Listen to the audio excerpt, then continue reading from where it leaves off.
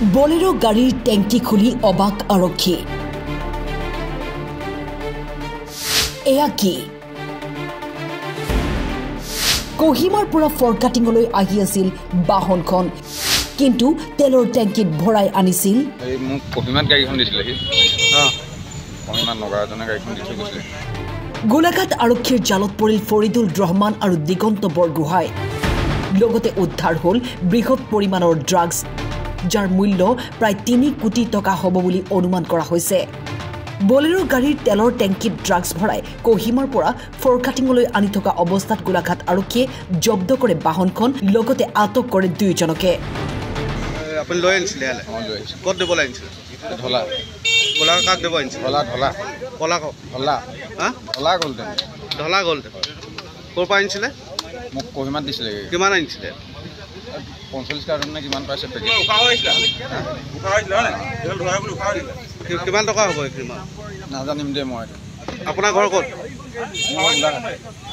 গোলাঘাটত এই কি নাম আপোনাৰ দিগন্ত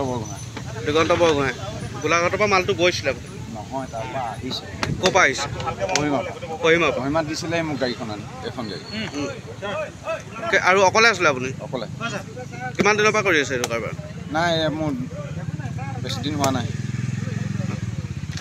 এনেই তথাপিতো কিমান দিনৰ পৰা এমাহ হৈছে এমাহ কিহত লৈ আনিছিলে এতিয়া এইটো টেংকিত সিহঁতি বনাই দিছিলে এইটো তাত আনিছোঁ তাৰপৰাই বনাই দিছিলে তাতে বনাই দিয়ে মাষ্টাৰমাইণ্ড ফৰিদুৰ ৰহমান দীৰ্ঘদিন ধৰি ড্ৰাগছ ব্যৱসায়ৰ লগত জড়িত হৈ থকাৰ সন্দেহ হয় এই যোনটো আমাৰ লিংক আছিলে এইটো আমি লাষ্ট 1 ইয়াৰৰ পৰা ফ'ল' আপ কৰি আছিলোঁ তো এইটো বহুতখিনি টেকনিকেল এনালাইচিছ কৰা হৈছে ইয়াত আৰু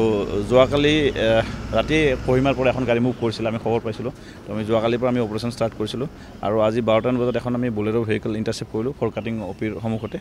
আৰু গাড়ীখন আমি থৰলি যেতিয়া চাৰ্চ কৰিছোঁ এইটো ফুৱেল টেংক আছে ফুৱেল টেংকত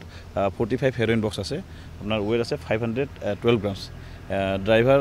এৰেষ্ট কৰা হৈছে তেখেতৰ নাম দিগন্ত বৰগোহাঁই গোলাঘাটৰে হয় আৰু ইয়াৰ যোনটো মেইন ছাপ্লায়াৰ আছিলে তেওঁ এই তিৰুৱালৰে হয় বহুত পুৰণা ৰেকৰ্ড আছে বহুত দিন ধৰি তেওঁক আমি বিচাৰি আছিলোঁ তেওঁৰ লিংক আমি এষ্টাব্লিছ কৰি আছিলোঁ তো তেখেতৰ নাম মামু আৰু অৰিজিনেল নাম ফৰিদুৰ ৰহমান হয় আৰু যোনটো ৰিচিভাৰ আছিলে তেখেতৰ ঘৰ তিনিচুকীয়া ঢলাত হয় প্ৰফুল্ল দত্ত নাম আৰু অলৰেডি শদিয়া পুলিচে আমাৰ ৰিকুৱেষ্টত তাত তেওঁৰ ঘৰ চাৰ্চ কৰিছে আৰু প্ৰফুল্ল দত্তকো এৰেষ্ট কৰা হৈছে আমি ৰেকৰ্ড ভেৰিফাই কৰি আছোঁ এতিয়ালৈকে এইটো আমি ৰেকৰ্ডত চাই পিনে ক'ব পাৰিম কি হৈছে কিমান টকাৰ হ'ব এপ্ৰক্সিমেটলি 3-4 কোটি টকাৰ ভিতৰত হ'ব হয় এইটো আমি বহুত দিন ধৰি লিংকটো চাই আছিলোঁ তো বহুত মানে কি আমি টেকনিকেল এনালাইচিছ কৰাৰ পিছতে এইটো পোৱা হৈছে